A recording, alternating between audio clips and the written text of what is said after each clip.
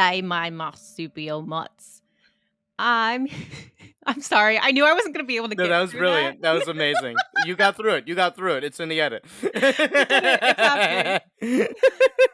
I'm Devin Shepherd, And I'm David V. Jacobs. and we are Cadaver Dogs. We're coming here again for another review episode, this time for the recent Australian film, which is why I did that very odd beginning. Talk to me. We're here to talk about Talk to Me. Talk to Me, talking to David and our guest, Chloé Harper Gold, about Talk to Me. Yes, today we have a guest. She is a horror writer that we actually met through the Brooklyn Horror Film Festival. Shout out, Yeah. Chloé Harper Gold. Welcome, welcome, Chloé. Thank you. I'm so excited to talk to you guys about Talk to Me. Talk. It's gonna. That was bad. I'm sorry. Oh man. No, it's so good because I just want to keep doing it the whole show. I'm so sorry. This is great. Yeah, the three of us actually saw this movie together, so it's gonna work really well. Like we're friends. It's awesome. Yeah, we thought it was a perfect introduction for Chloé for the pod. And yeah, like we said, we met Chloé at a screening for Brooklyn Horror Film Festival and we connected right away. And you mentioned that you were a writer, and we're like, we need to talk about everything. Yeah, but please introduce yourself a little bit for our listeners.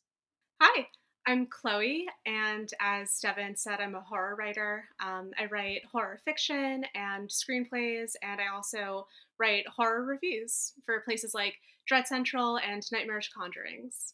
I love Nightmarish Conjurings. I think this was something that you and I bonded over. I was like, wait, that site, I use it all the time for the pod.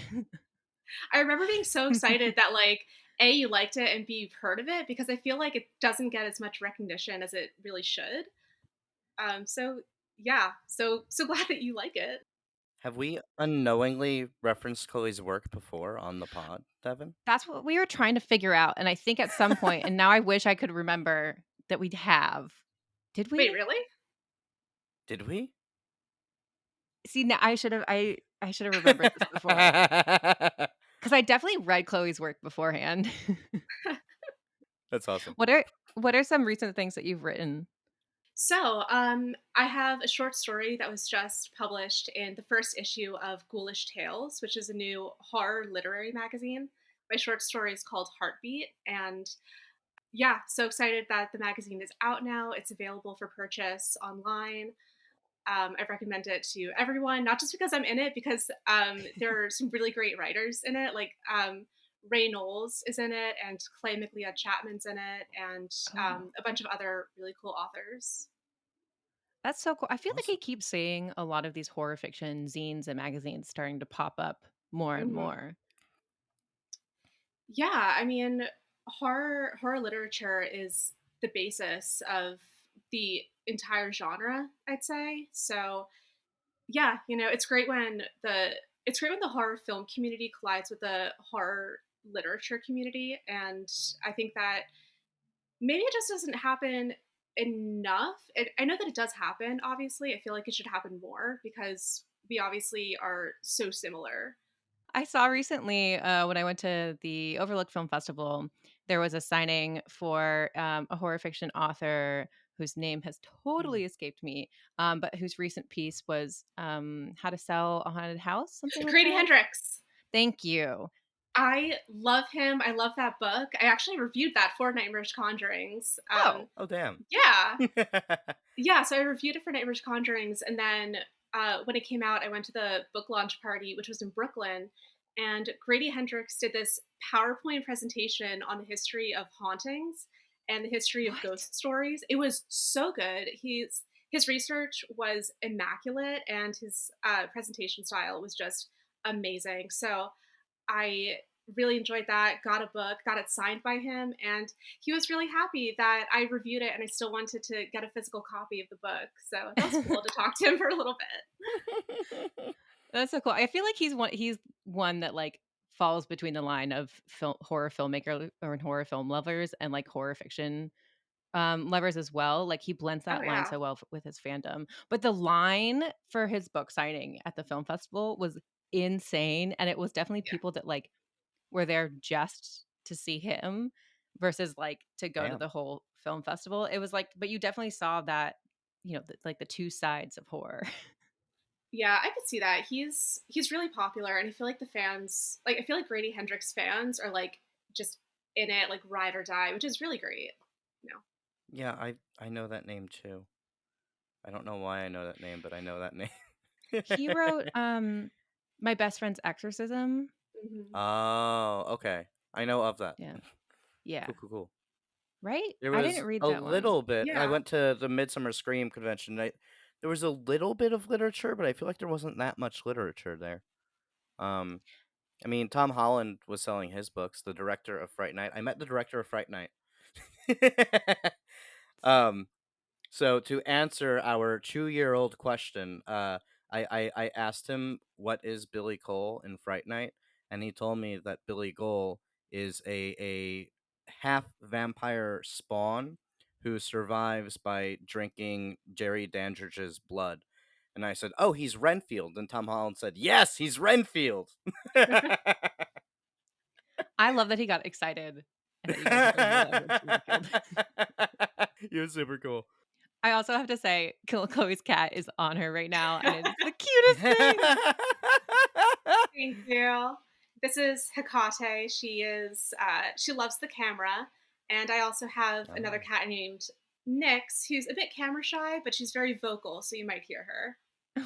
cool. Are they both black cats? So Hex is a tuxedo cat, and Nyx Hmm. is all black.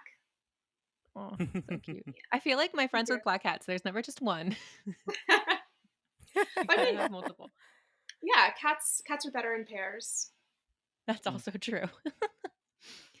All right, well, let's get into our conversation today. Hell We are yeah. covering the recent film Talk to Me, which has just been blowing up everywhere. Mm. Like David said, all three of us saw this together at a. No, we just saw it in the theater, didn't we?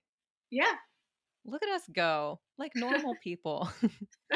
Although, can we talk about the theater going experience for a second? We get to the theater, it was Oh my so god. crazy packed, like Mhm. insane. And we get to our seats, and Chloe goes to sit down, and there's just a backpack. Oh Mhm. yeah. Oh Yeah, yeah. That guy showed up like 30 minutes into the movie to get his backpack. just like a He was random like, yeah. backpack, and the guy a few seats away from us said the worst thing that you could possibly say is, "Oh yeah, some guy just left the backpack there. I think he'll be back." And Devin and I are just like, "Okay, so this is a bomb, right? Like, right?" We're in Union Square. We're like the middle of the theater. For the first 30 minutes of the film, I was so distracted by like, should I move this backpack? Is it going to explode? Oh my god, because, like, the backpack was literally right in front of you, and, like, both of us are sitting next to you, and just yeah, exactly, for the first, like, 30 minutes of the film, I'm just watching the backpack, watching you, watching the film, just like, "Should I be freaking out? Is this valid to be freaking out?" And then, oh god, like, when the guys actually did come back and said, "Oh, have you guys seen a backpack?" I just felt so relieved, and also kind of, like, annoyed, like, "Dude, first of all, why would you leave your backpack anywhere in public? Also, do you know what era this is? What environment this is? Like, what are you thinking?" It's I had that thought not. briefly. Yeah. I mean, I assumed was he there to watch the movie? He was there to Yeah, watch the movie, I think. Yeah, yeah, so he was probably some guy because we were like getting concessions or whatever, and he's like, "Oh, let me go to this better seat that's in the middle of the theater." Even and then I'll just go to the bathroom instead of waiting to see if someone comes to claim the seat because Right, and we should say, yeah, the seating was ticketed, so we like were yeah. assigned seats, yeah. mhm. It Even was even like weird. without the bomb factor, it's also just baffling how anyone would just leave their belongings in public in New York. Like, Yeah. I know. it was a nice backpack too. It was like leather or like leatherette. Like, why That's would you why I leave got that? scared because it looked brand new, and I was like, "Someone definitely just bought this backpack to put a bomb inside of it." Oh See, my god. I felt the opposite. I felt, okay, this is a nice backpack. Probably no one would use this as like a bomb casing. He also came like during the first possession scene. So it was like, okay, dude, worst time to walk in right now. It was so um, bad. but aside from that, our audience I thought was really good. They like jumped when they had to jump. They like gasped when they had to gasp. They laughed when they were supposed to laugh, but not too Mhm. much. Like it was a very nice audience that like reacted to the movie, and it was fun to hear all those reactions. I agree. I came out of it being like, yeah, that was the first time in a long time I've been to like a non-horror filmmaker screening, first of all, in a movie theater. It's been a while. But then also just like, yeah, to hear the audience react like out of fear and to be actually like scream. Like we had a legit scream in the theater at one point. Did Like we? Yeah. someone was scared. Yeah, during the It was slap very moment. different than when Devin Ooh, and I saw yeah. Scream 6, and it was like a press screening. So it was Yeah. like all these people like sitting there with their little notepads, like taking notes, like, oh, okay, that moment was a little bit scary, I suppose. Just like, dude, why aren't you showing up in a Ghostface costume? So for Talk to Me, first off, did you guys think it was scary? Did you like it, and did you think it was scary? Yes and yes. Yeah.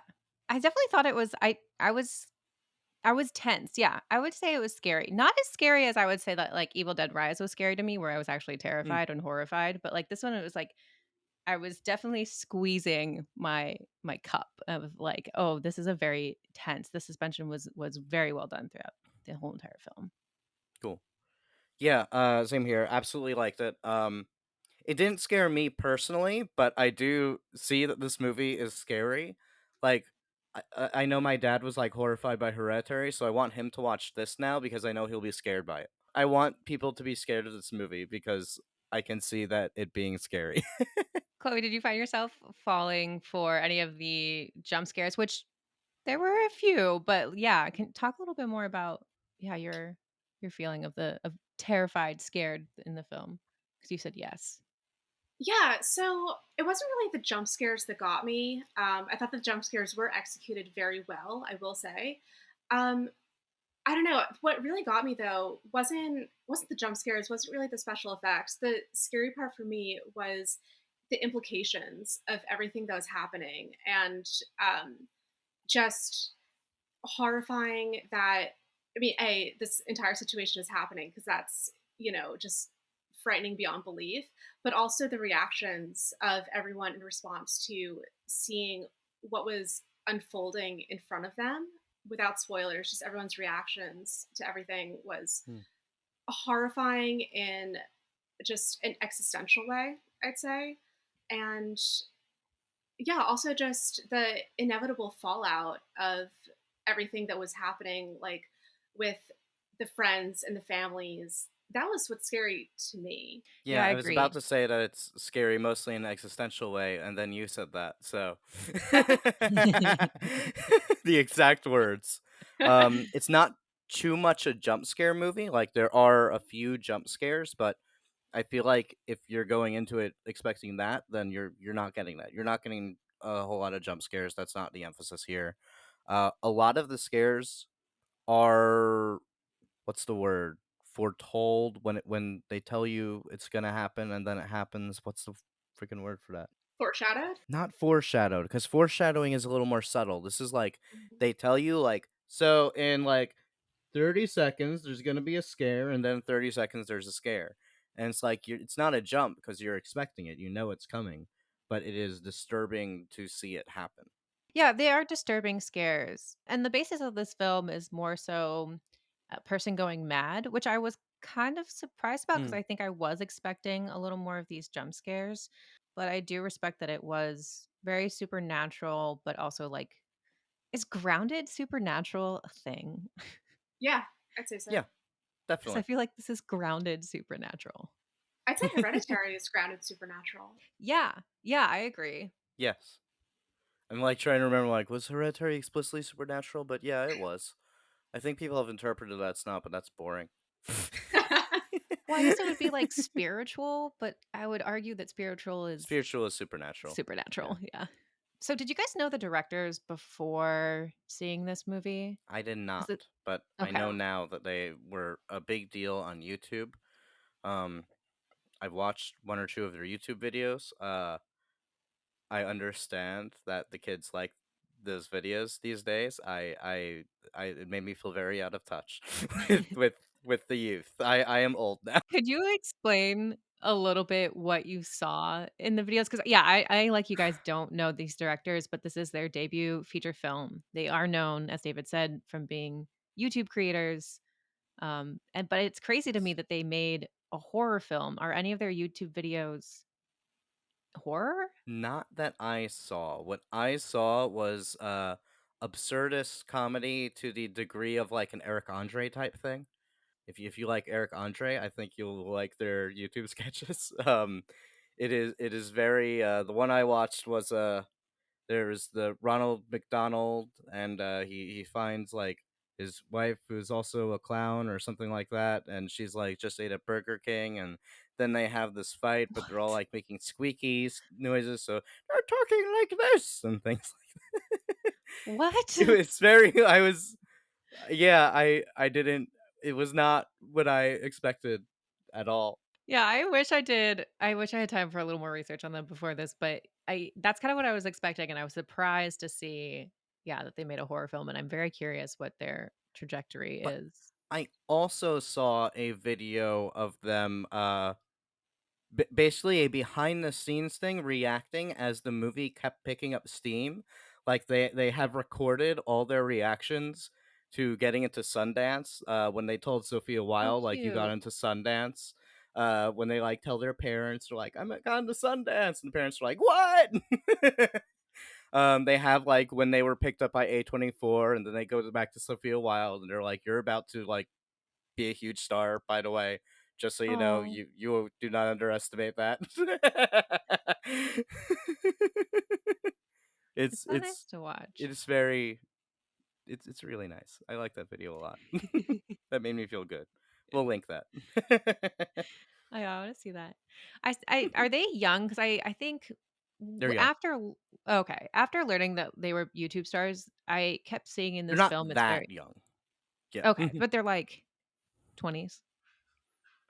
I think 20s. I'm gonna check. Okay. But what I did see anyway was it became obvious to me that they did come from YouTube because there were some camera movements and direction choices in this film that have that YouTube-esque creator style to it. I think a lot of the camera Mm. movements and specifically one, which is when the one that's repeated several times throughout the film, if you know what I mean, that reminded me very specifically of YouTube. And I was like, oh, wow, I can't believe that this style now of filmmaking is making its way over into horror. I think this is like the first horror film that I've seen that like has been adapting YouTube style a little bit more. Mm. They're 30. They're our age. Oh, perfect. I feel bad Nice. now. Did you guys did you guys pick up on that at all, or what were some of your thoughts on some of the filmmaking aspects of the film? I didn't pick up on the YouTube style at all, but I will say that the cinematography was incredible. I thought the camera work was just brutal in the best possible way. Yeah, the camera work is amazing. There's a lot of very creative shots, but like they all fit. It's never doing crazy camera stuff for the sake of crazy camera stuff. It is always Yeah, part of the movie, part of the world, motivated by what the characters are doing. So it never takes you out of it. It brings you deeper into it, and I like it. It works really well. It's a very well directed movie. it is. I was surprised it was a first feature, to be honest. Same. Yeah, I was it doesn't look floored. like a first feature. Yeah. International films though, they have I don't know what it is. First features anywhere else but America have like, I don't know, a little more oomph for some reason. Also, those Australians, man. They Yeah. did the Babadook, and now they did this. I think that one of the Philippou brothers was like a PA on the Babadook or something like that. Oh, I didn't know that this film was Australian going into it. Did you me guys like either. I didn't I know anything about the movie. I went in completely blind. I didn't read a plot synopsis. I didn't look at the trailer. Like I went in. All I knew was it's A24 and people like it. That was it. yeah, That was all I had. I saw one trailer and I don't think that I picked up on the Australian accent somehow or I just didn't pay attention. But it was such a nice surprise. I mean, like, Australian accents are lovely. I am bad at accents, so I think I thought they were Irish until they hit a kangaroo. Oh my god. Once I saw the kangaroo, I was like, "Oh, this is Australia." I know it is a thing in Australia, but it was kind of funny when the kangaroo shows up because you're like, "This is the most Australian thing you could put in the first 10 minutes of the film." Apparently, they're Oh like man. deer, and they just are everywhere and a public nuisance. Yeah, Yeah. which just it's just I don't know, hard to wrap around because we don't have that. Yeah, but they are. Right. I wonder if Yeah. like if they put the kangaroo in because they were thinking like this is gonna go international and we need to make sure that everyone knows that we're Australian. Or did they just like not even think about it and they're like, oh yeah, kangaroos, they're such a normal part of life. There's one in our movie, and then they gets big internationally and you're like, wow, everyone is like they've never seen a kangaroo before.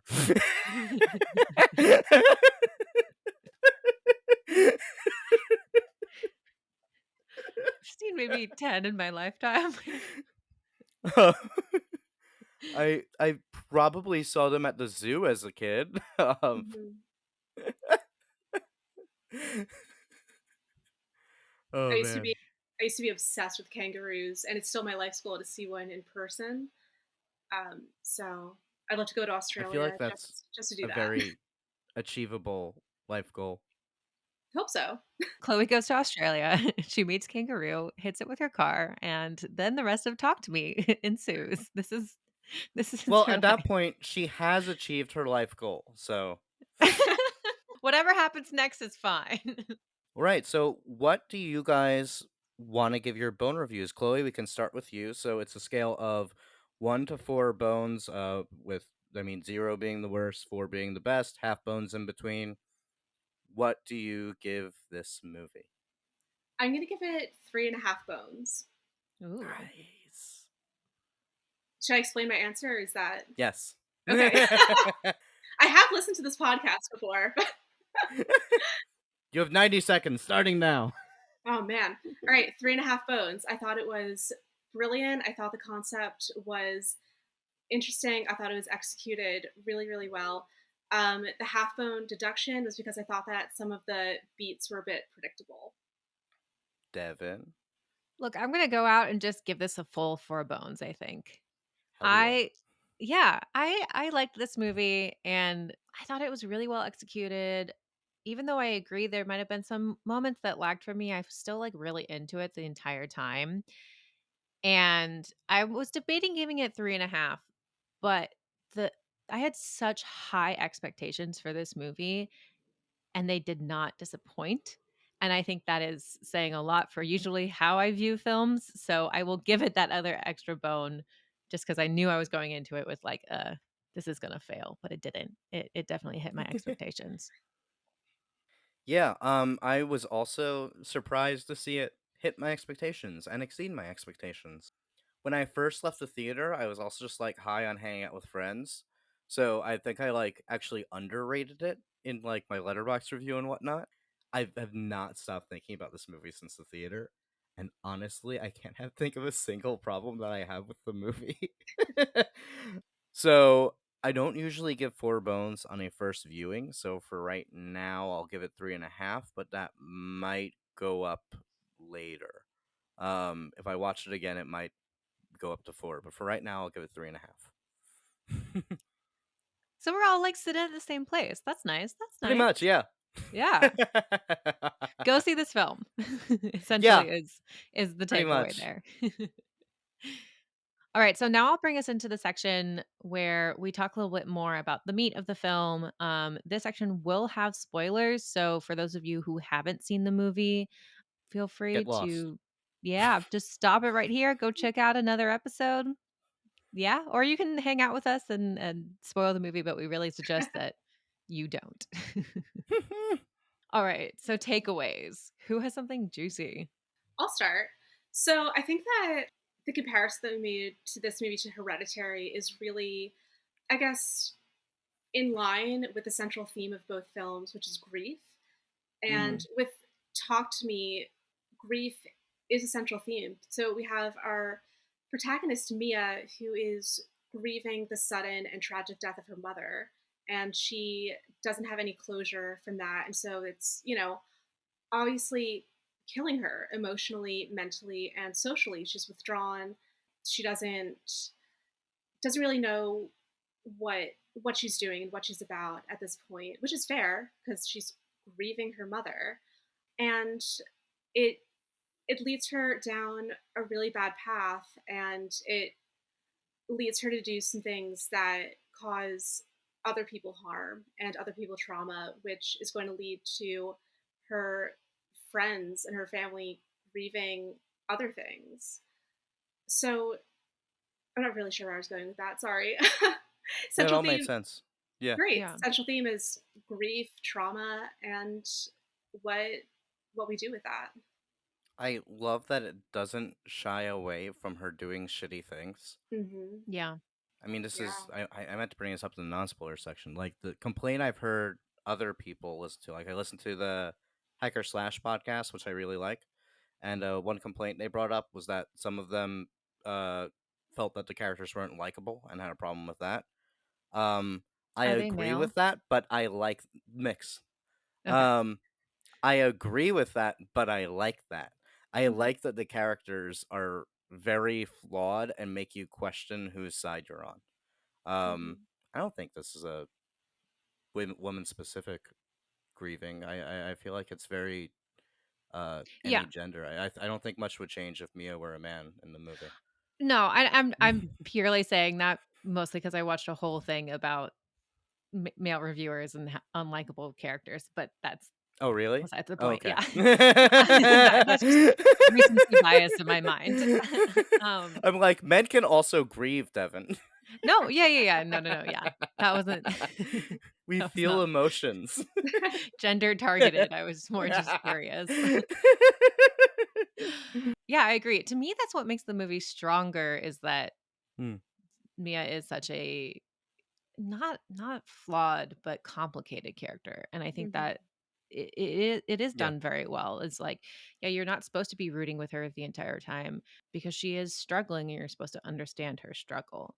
I mean, to me, it was so relatable, I think, to anyone that's kind of, like, had a complicated teenage experience. Like, yes, there is the grief there, but I also saw this as being like it could be, a representation of drugs in the film. It could be a Yeah. representation of basically anything that a teenager or a young person um, devotes their pretty much negative energy into and spends most of their time um, falling out of their life, falling out of their friendships, which we see in the film, falling out of their relationships with their family, which we see in the film. Yeah. And then eventually, as Chloe said, hurting others as well. So it kind of can be a representation of anything that someone's gone Yeah. through.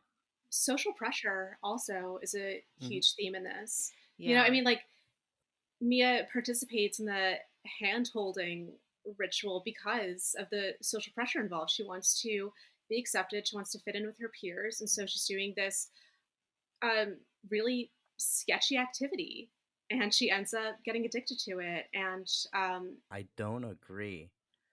why?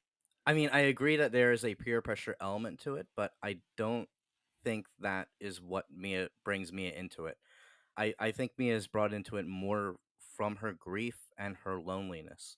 The movie is called Talk to Me. It's about like people won't talk to her. Her Mhm. father won't tell her what's going on with her mother. She knows something is off about her mother's death, but no one will tell her what it is. Her friend Jade won't talk to her. She's like busy on her phone and doesn't even remember that it's the anniversary of the mother's death. Like she is alone, and the hand presents something that will actually talk to her and Mm. will communicate with her on this deeper level. And it is like if we don't help others through their grief, then they're gonna find another way to do that, especially teens. Um, yeah, I don't. The peer pressure element is there. I think that that plays into it a lot with what's his face, Riley. Was Riley the kid's name? I think so. The younger brother. Yeah. Yeah. Um, yeah, it plays with that. It plays with Jade not stopping them because Jade clearly thinks this is fucked up and wants to stop them, but she doesn't feel that she can step in because everyone else around her is okay with it.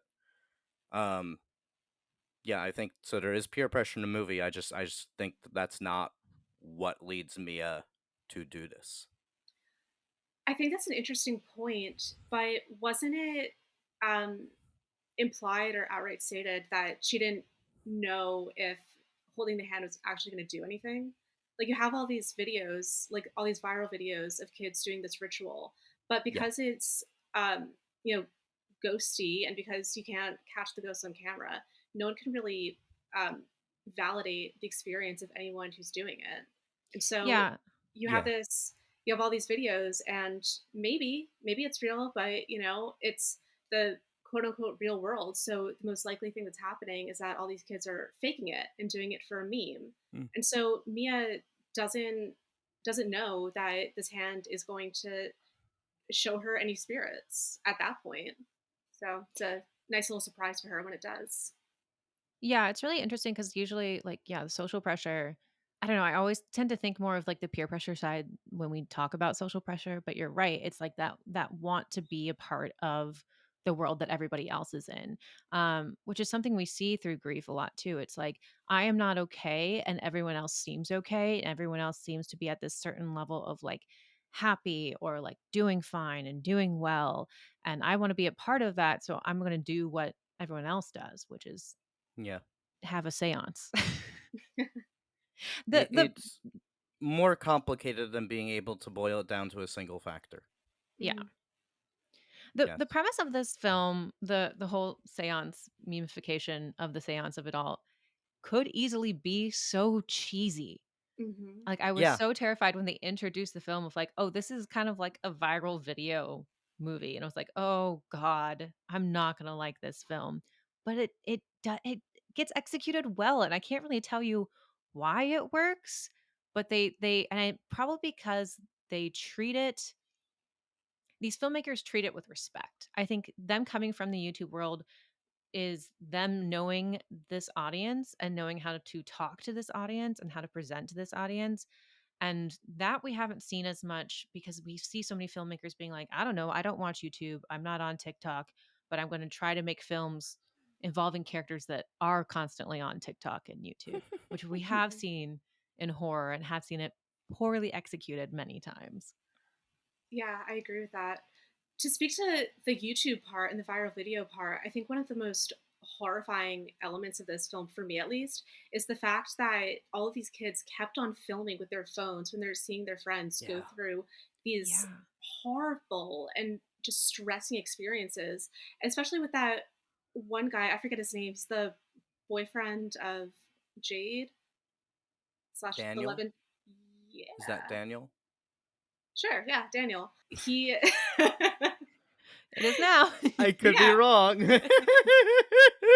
I mean, like, they're all watching him have, his body is being completely possessed by this malevolent spirit who's making him act out sexually in really uh, Mm. inappropriate ways. And they're just filming him and not trying to stop their supposed friend from, French kissing a dog.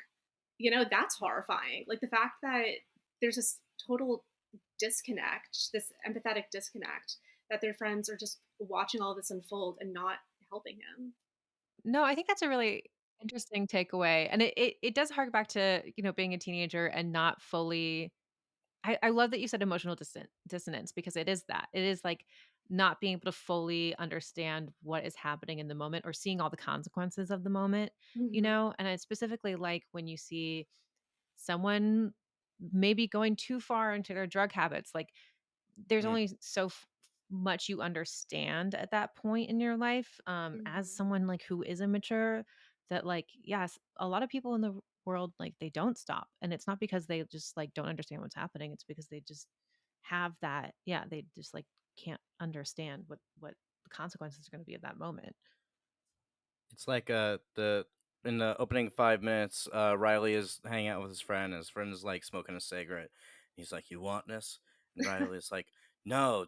Is it true that you can get addicted if you smoke once?" I'm like, I love this because this is actually winds up being the plot of the movie. It's interesting you bring that up and on the social pressure theme, like, you brought up that Yeah. cigarette, and then also the boyfriend, Daniel, they bring up several Mm, times that he doesn't wanna be sexual, but there is that, like, social yes. pressure there as well. Yeah, so you see it a few times throughout the film, or, I mean, especially in the little brother, I think, too. Mhm. With Daniel, I interpret it more. He comes from a really Christian family, I think they said, Yeah. or a very religious family, and I think that he's actually been pressured not to have sex, but Oh, interesting. still has those desires. And I think that's why his possession was the way it was, where it was like super sexualized and releasing all his inhibitions because he just has barriers upon barriers upon barriers, and then they all get torn away at once. Yeah. Which, like, that's a thing. Repression is real. Repression is not healthy to an extent. Too much repression is not good. So what were the moments in the film that didn't work for you? I know, David, you said that you didn't really have any, but, Yeah. Chloe, I'm curious. I mean, like I said, just a few of the beats were predictable. Like, they introduce a little brother character who, I mean, I mean, like you introduce a kid in a film, and there's like an 80% chance that they're gonna die in a horrifying way. And so You're not wrong, but oh my god, that's sad. it's sad. I mean, like kids are just cannon fodder for horror. But I mean, like, you have this kid, and it's I don't know, it was predictable that he does the hand ritual, and it's predictable that this kid is the one that's going to get really injured from it. And maybe it's not predictable to everyone. Like if someone doesn't consume horror every minute of every day, maybe they wouldn't find that predictable. Fair. I mean, I do consume horror every minute of every day, but I didn't go immediately to he's going to get severely injured and like barely be in the rest of the movie. I saw him as the third protagonist and I was expecting him to stick around longer. Oh, maybe you're just more optimistic than us. Well, not all horror has the balls. That's true. That's Yeah. true, yeah. I was not expecting as gruesome of a scene of him being possessed and hurting himself. That was Yeah. pretty Yeah, gnarly. that was Yeah. surprising. I enjoyed it. I mean, I yes, I I agree.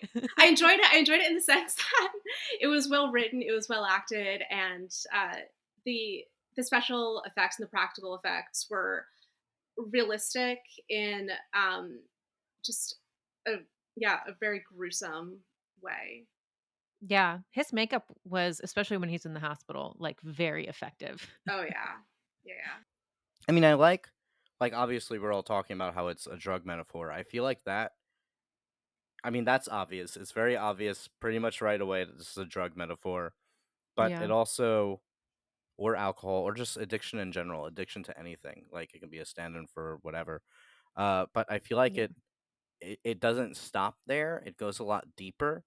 And like even walking out of the theater, I was like, there's the obvious addiction metaphor, but I feel like there's more. And then you get into all this stuff about grief and isolation, and like being a teenager, not knowing how to handle these things. Because, I mean, I've been a teenager. I was fucked up when I was a teenager. And as an adult, if I went through the same things I went through as a teen, then I would, like, have coping mechanisms in place now. But back then, you don't have any coping mechanisms. And that can be really bad. yeah, exactly. Yeah, I agree. It was another thing in the film that, like, yes, it feels so obviously this can be a drug metaphor for the entire movie. Again, could be a little too on the nose, but for some reason worked. And I think for all the reasons that you said, David, like there is more here, and I think it is more than a drug metaphor. I think it is a whole coming of age, spiraling teendom situation here that Yeah. the hand can represent anything to anybody that Which had a hard time. ties totally. into the drug metaphor. Yes. Yes, exactly. All the metaphors connect and feel related to each other. Yeah. Plus, we also have the point that uh, trauma, grief, and you know unresolved issues from both are the perfect recipe for a future drug problem or alcohol problem. Yeah, you're right. Okay, that's what it is. It's not just a drug problem. It's a movie that shows the reasons of a drug problem.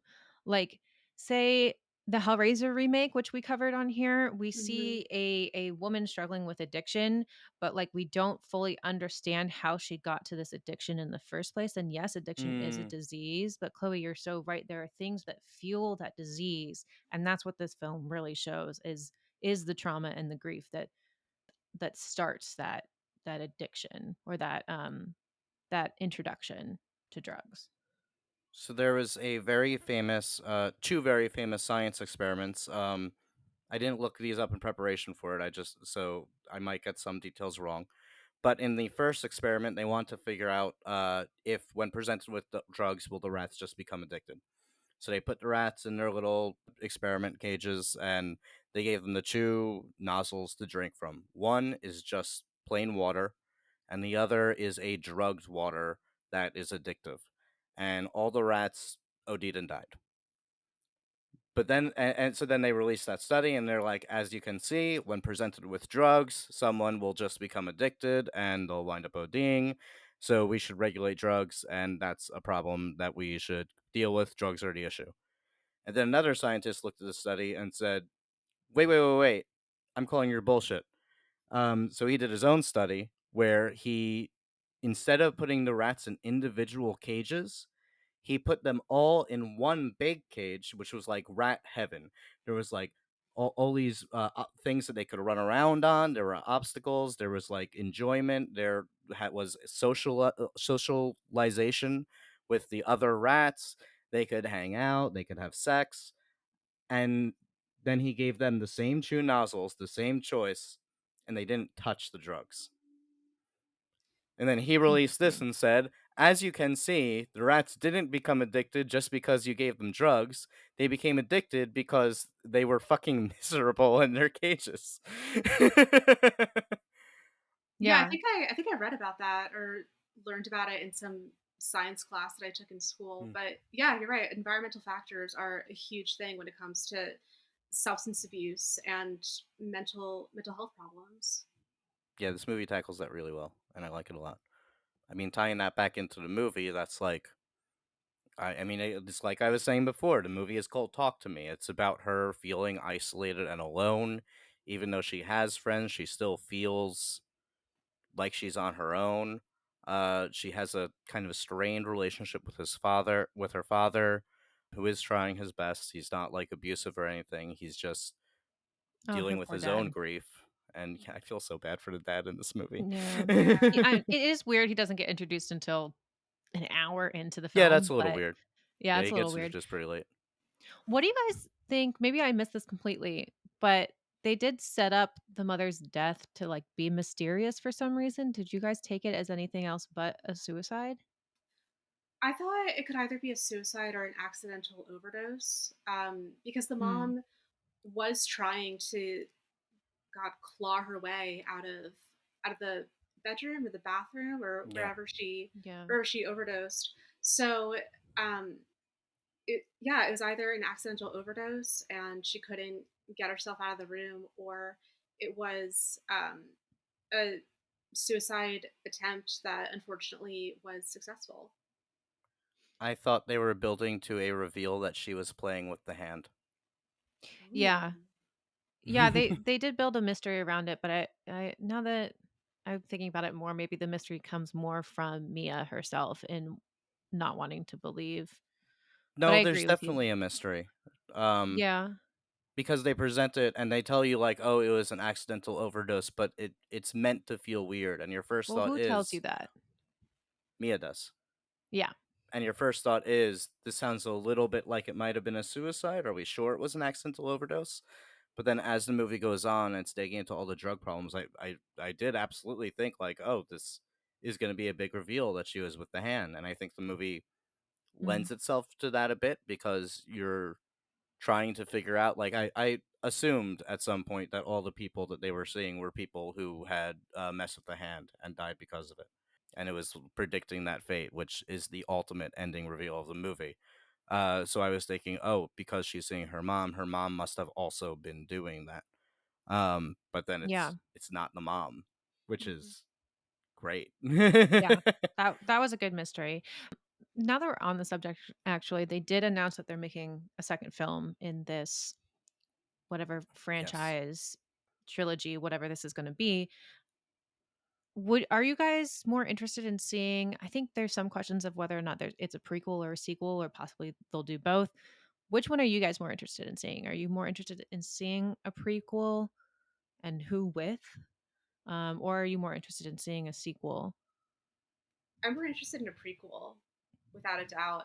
I want to know more about the origins of this hand and who this hand was originally attached to. I think would be an interesting thing to explore, Yeah. and also just I guess the who started passing this thing around and why, and how did it go from wherever it originated to Australia, and how old this hand even is. Yeah, those are some Yeah. questions we were asking after the movie. I remember in our initial conversation we talked about like in the final scene because they're in another country now. Does that mean there's more than one hand, or was it a just a significant time jump? Because I think I was thinking it meant there was more than one hand, and then you guys pointed out like, well, it like she's obviously skipping through time in these moments. I'm like, oh yeah, that's a good point. um, so, but it is like if you make one hand, you should be able to make more, so there could be more. I mean, where's the other hand? Where's the right hand? Well, unless it's well, yeah. Unless the lore that they tell of the hand is true, and it is just a single hand off of a seer. It could be really cool to see that psychic in a prequel. I kind of picture Hmm. it a little bit like little bit like Lin Shaye and Insidious franchise. Yes. That would be fun.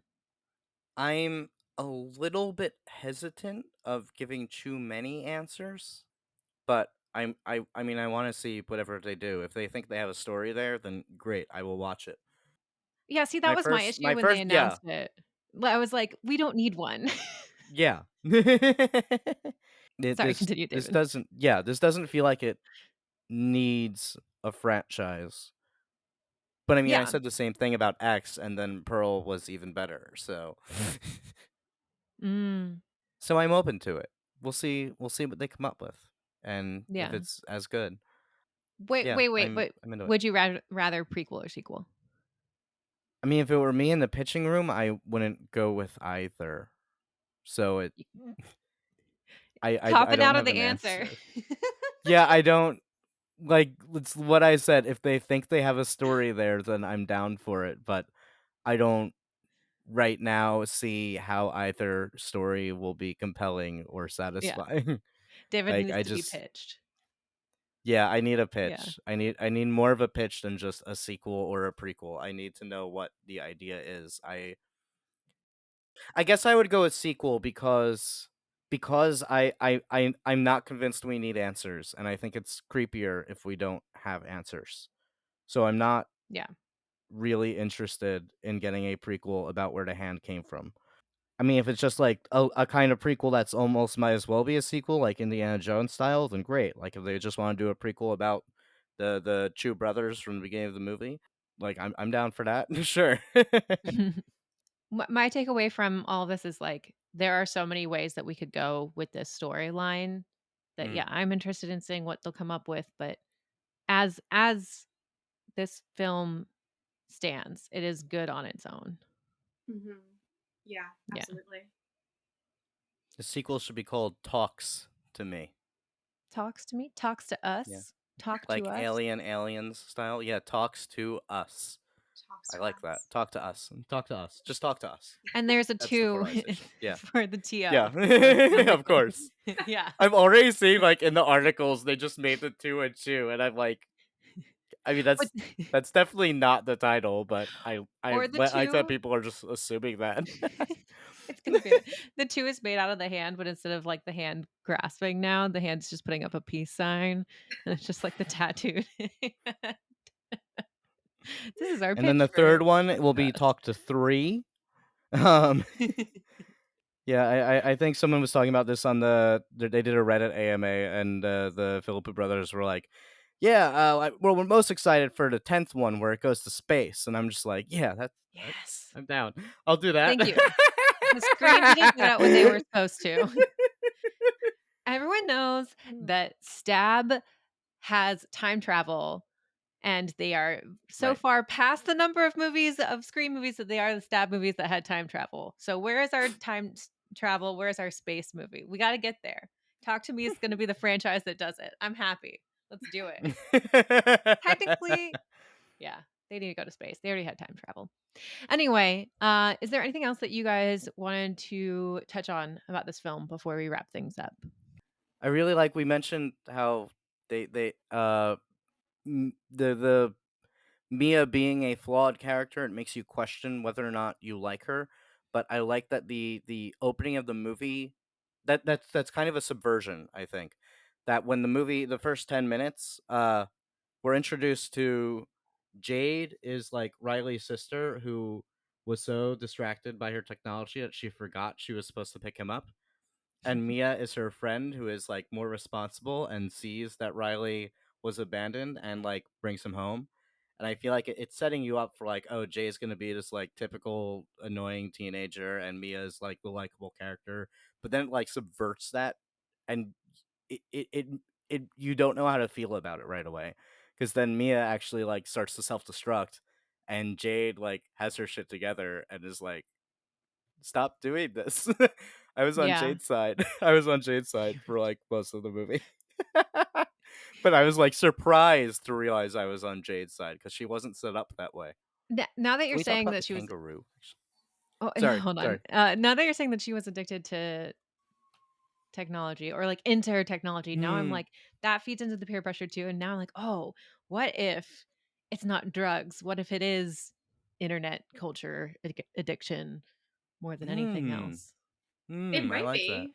I mean, they had a bunch of studies that show that, I guess, engagement on social media, like, if you get likes on an Instagram photo or comments or whatever whatever else, retweets, I don't know. It lights up the same areas in your brain as other pleasurable inputs. So social media can be an addiction and people are addicted to it, but it's not the social media itself. It's just, the The dopamine.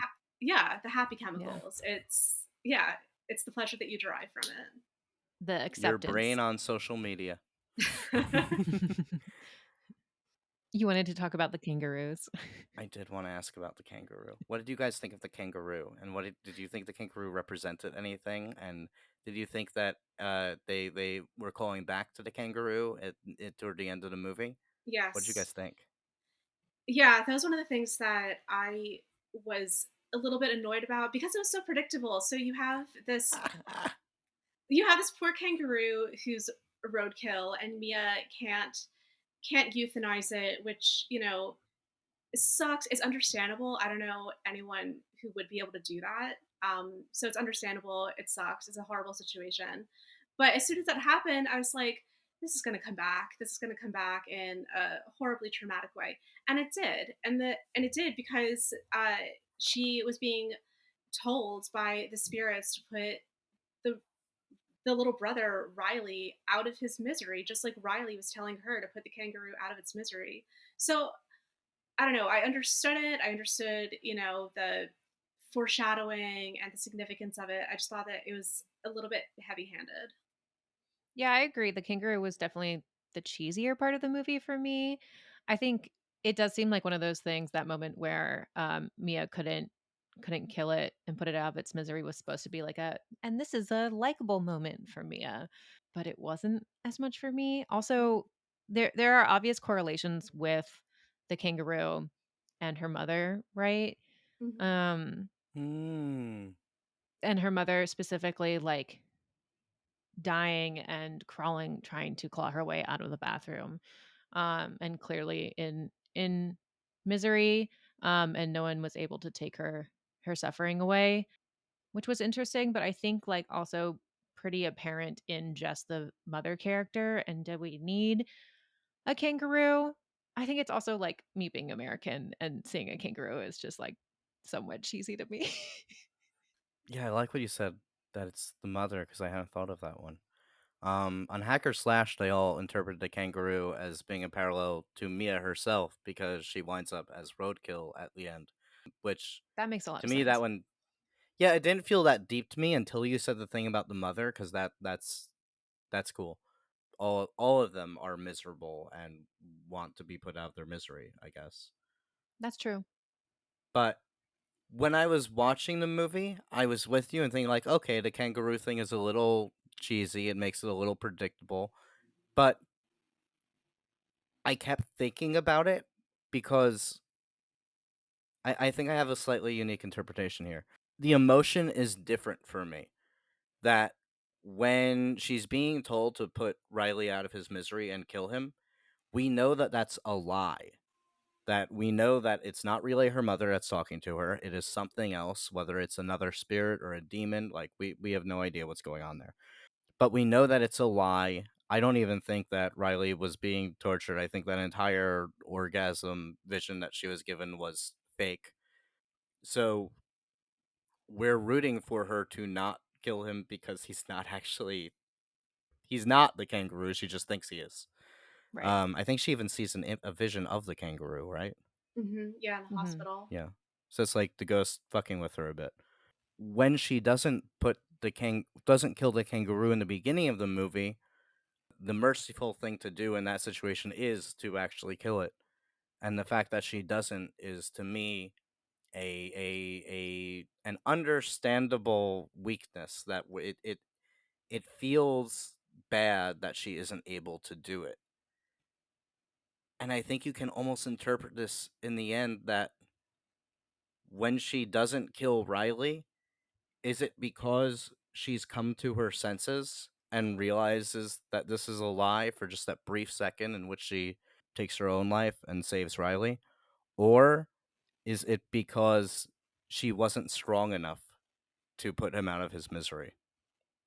And Yeah, I like that. I like that there is that slight openness. I agree. This movie is fucking sad. Yeah. This movie's really sad.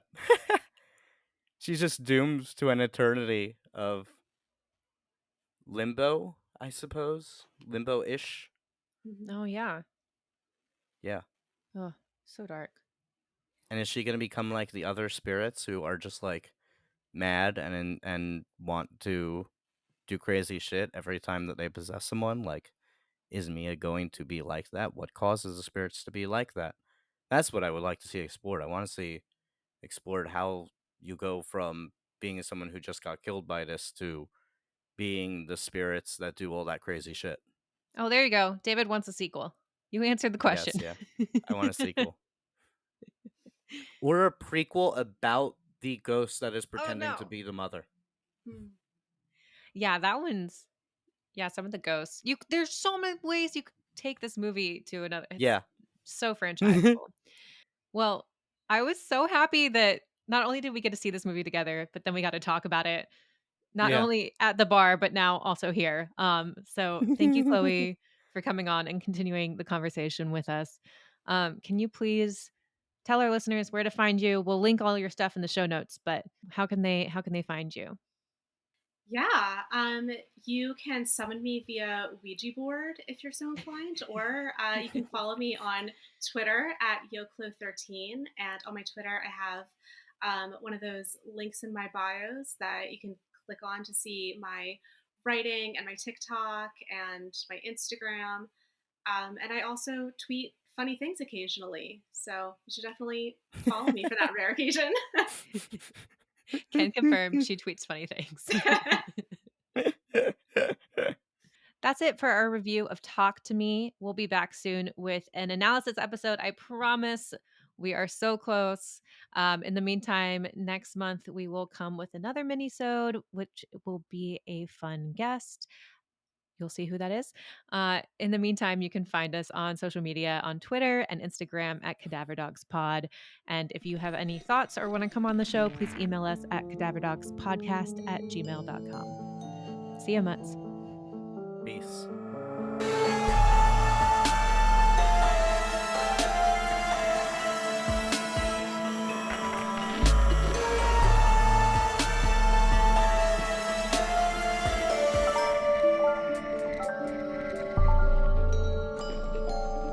let you in.